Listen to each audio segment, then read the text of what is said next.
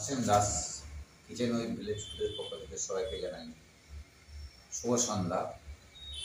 আজকের আমার রেসিপি হবে কাঁকড়ার কালিয়া বা ক্র্যাব মশলা।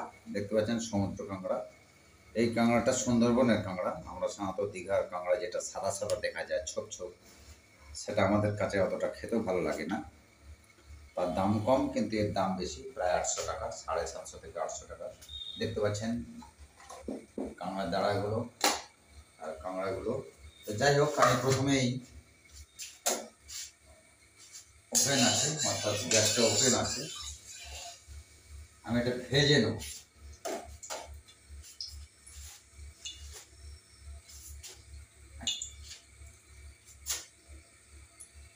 প্রথমেই আমি দিয়ে দিচ্ছি কাঁকড়ার পিসগুলো, অর্থাৎ একটা কাঁকড়াকে দুভাগ করা আছে ভাইদের সুবিধা হওয়ার জন্য।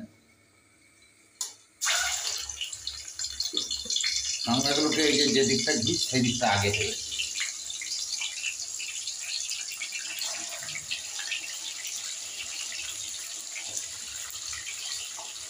তিনটি কাঁকড়াতে 1 কেজি, সুতরাং ভাবতেই পারছেন যে কাঁকড়াগুলো ওয়েট খুব ভালো আছে। ঘি আর স্টেপ বাই স্টেপ ভাজা হবে। আগে এটা ভাজা হয়ে যাক। কাঁকড়ার বডিগুলো ভাজা হয়ে গেছে, কাঁকড়ার যে বডি। এবার আমি দেবো দাঁড়াগুলো। দেখতে পাচ্ছেন দাঁড়াগুলো সাইজ।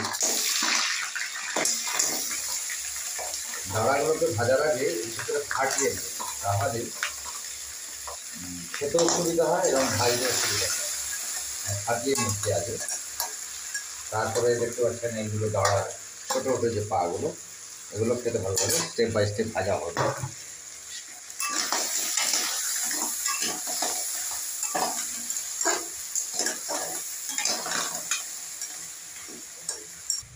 আমাদের কাঁকড়ার যে দাঁড়াগুলো দেখতে পাচ্ছেন ভাজা হয়ে গেছে।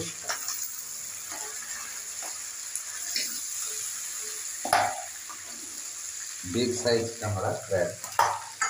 এবার দিয়ে দেবো ছোটো যে পাগুলো।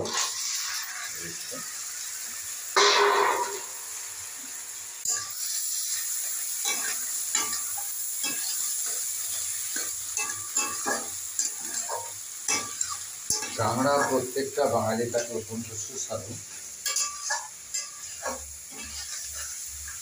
সুতরাং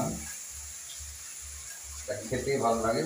আর অন্য কোনো সবজির প্রয়োজন হয় না বা অন্য কোনো তরকারির প্রয়োজন হয় না।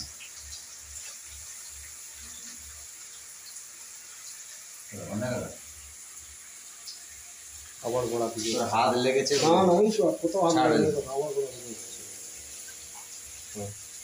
হাত না লাগলে বন্ধ হয়নি। ঠিক আছে, বন্ধ করে।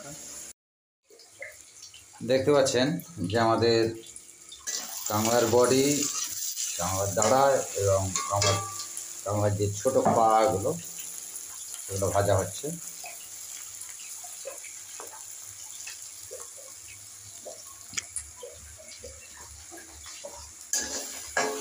রেডি কাঁকড়ার পা ভাজা, অর্থাৎ ছোটো ছোটো যেটা পা বলে থাকি সেই। এবার দিয়ে দিচ্ছি কাঁকড়া টোটালি আমাদের কমপ্লিট। এবার দিয়ে দিচ্ছি আলু।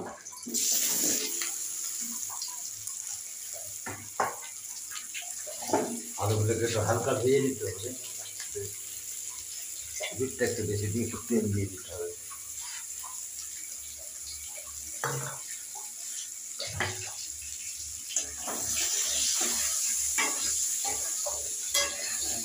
রেডি। এবার দিয়ে দিচ্ছি পেঁয়াজ।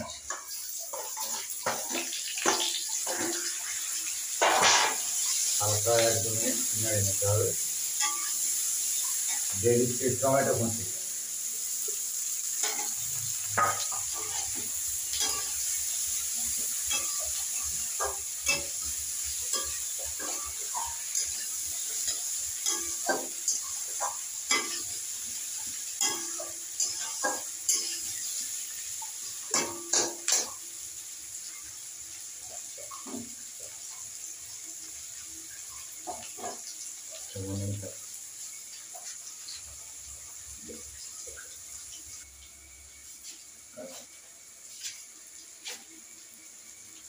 দিয়ে দিচ্ছি আদা এবং রসুন পেস্ট করা।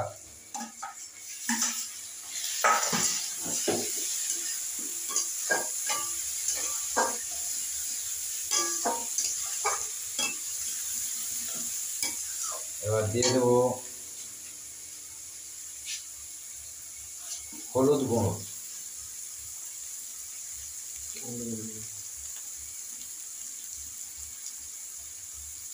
দিয়ে দিচ্ছি লঙ্কা গুঁড়ো,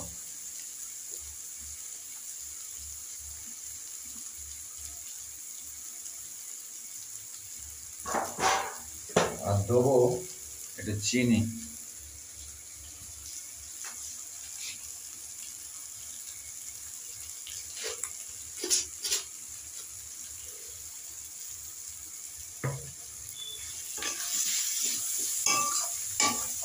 বন্ধ হয়েছে পরে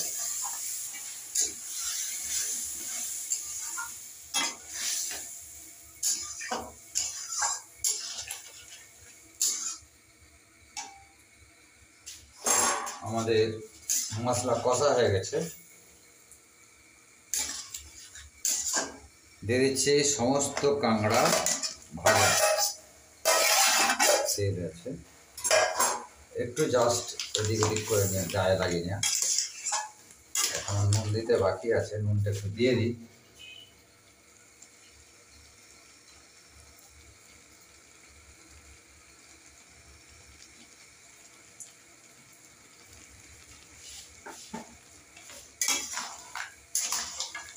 এবার দিয়ে দেবো একটু টক দই,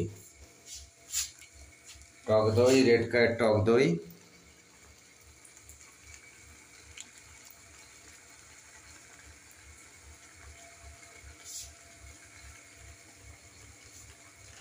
এবার দিয়ে দিচ্ছি জাস্ট একটু নেড়ে নেওয়া।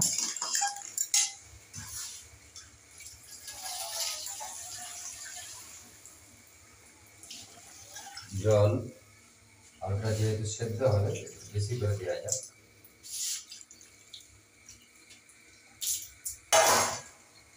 ঢাকা দিয়ে দিচ্ছি। ধনে পাতাটা এখন দিলে হবে, একটু পরেই দেওয়া যাবে, সেদ্ধ পর দিয়ে দিচ্ছি একটু পেস্ট করা সর্ষে, পোস্ত এবং জিরা গুঁড়ো। গুঁড়ো ঠিক না, গোটা, এগুলো পেস্ট করা হয়েছে। আর এবারে দিয়ে দিচ্ছি ধনে পাতা। আর কিছুক্ষণ পরেই গরম মশলা দেওয়া হবে, রান্নাটা কমপ্লিট হয়ে যাবে। হোক চল।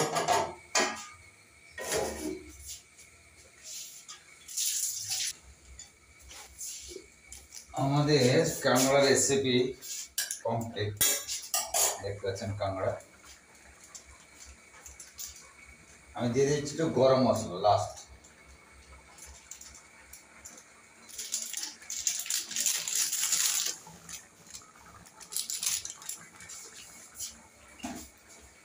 জাস্ট নেড়ে নিই।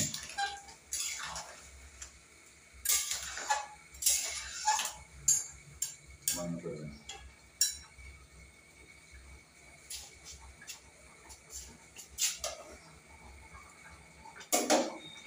আমি ঢেলে দিচ্ছি। আমার কাঁকড়া রেসিপি কমপ্লিট।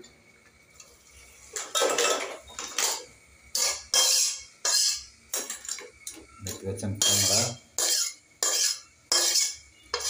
আর লাস্ট দেবো একটু জিরা গুঁড়ো। টেবিলে নিয়ে যাই।